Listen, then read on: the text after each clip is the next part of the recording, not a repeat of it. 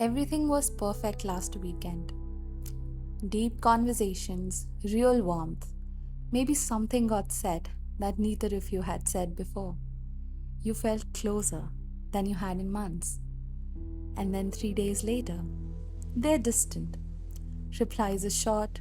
They seem irritable for no reason. Suddenly, there's somewhere else to be. And you're laying awake, replaying everything, trying to figure out what you did wrong. You didn't do anything wrong. But what's actually happening inside your partner right now, what's driving that silence, is something most people never find out. And once you understand it, it doesn't just change how you see this moment, it changes how you see the whole relationship. Here's the thing, when a partner pulls away after genuine closeness, most people assume the same thing. They weren't as invested as I was. Something I did pushed them away. The distance is the truth about how they feel. But that's not what the research shows. Not even close. In 1987, Cindy Hazen and Philip Shaver published a paper in the Journal of Personality and Social Psychology that changed how scientists understand adult love. They found that the same attachment system driving a child to reach for a parent is running underneath every adult relationship. And the patterns formed in childhood follow us directly into how we love as adults. It isn't a character flaw, it isn't cruelty. It's an old attachment pattern doing exactly what it learned to do. We'll come back to why closeness specifically triggers it. But first, what actually happening inside the partner who goes quiet? This is the part most people never see. When your partner pulls away, they look fine, detached maybe, like they've moved on. And what researchers found stopped me. In 1997, R. Chris Faley and Philip Shaver published a study. Avoidant adults are not actually calmer than anyone else when closeness feels threatened. They feel the same distress, the same activation, but they've learned to push it down actively, effortfully, so that on the surface, nothing shows. Think about that for a second. The partner who looks cold after your closest weekend is not unbothered, they are suppressing. There's a tightness happening underneath that calm face, a nervous system running at full capacity, and the harder they work to push it down, the less you can see it. That's not distance, that's a protection system, doing exactly what it learned to do. So, why does closeness feel like something to protect against? The answer almost always lives in early caregiving. Sometimes it's subtle. A parent who was present but emotionally somewhere else. Comfort that comes with conditions. When that happens repeatedly, something shifts in a developing nervous system. Needing people become associated with disappointment. And the smartest adaptation available is to stop needing at all. Mikulincer Shaver's 2016 book synthesizes decades of research.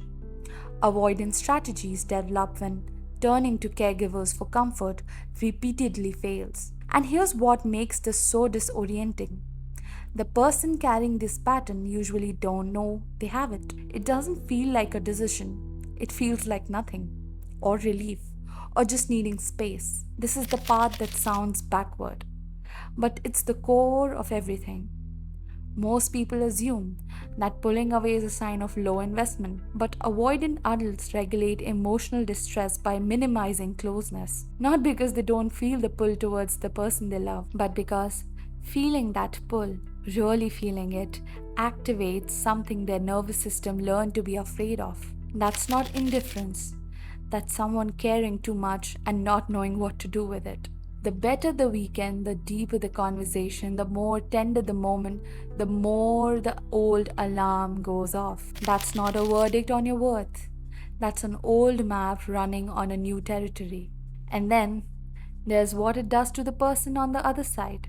You know the feeling, the replaying, the way you scroll back through texts looking for the exact moment everything shifted. The oscillation between I'm too much and they don't love me sometimes in the same minute at midnight when the silence is loudest. In 2009, Papp, Chorus, and Cummings published a diary study of 116 married couples, tracking that demands withdraw cycles to do what both partners emotionally. What they found was measurable: higher anger, higher sadness, higher fear. More hostility, less warmth, worse resolution. The person pursuing, reaching, texting, trying to close the gap is not overreacting. You're not being dramatic. You're responding to something real. Here's the thing most people don't realize, and it genuinely changes things when you see it. The pull away isn't just happening to you, you're both in a pattern together. And the harder you chase, the further they retreat. Not because they want to punish you, but because pursuit feel more closeness, which triggers more withdrawal. But here's what doesn't interrupt them: more chasing, louder asking, pointing out how unfair it is. What actually helps is naming the pattern without assigning blame. That's curiosity instead of acquisition. Most of the time, the pull away is a protection strategy, not a punishment. Researchers draws a clear distinction between suppression as a coping mechanism and a withdrawal as a pattern of control. If your partner pulls away and then come back, it's their repair, acknowledgement, warmth returning. That's a pattern worth working with. But if the withdrawal is chronic, if repair never comes, if you're always the one reaching, that's information too. Understanding why someone does something doesn't mean you're required to accept it indefinitely. You are laying awake 3 days after the best weekend you had in months, trying to figure out what you did wrong. You didn't do anything wrong. It's not proof you are not wanted. It's the proof that the person across from you is carrying something old and that your closeness activated it. That doesn't make the distance painless, but it does mean you're not misreading the situation. And now you know what it actually was. If this helped something land, subscribe to Attached.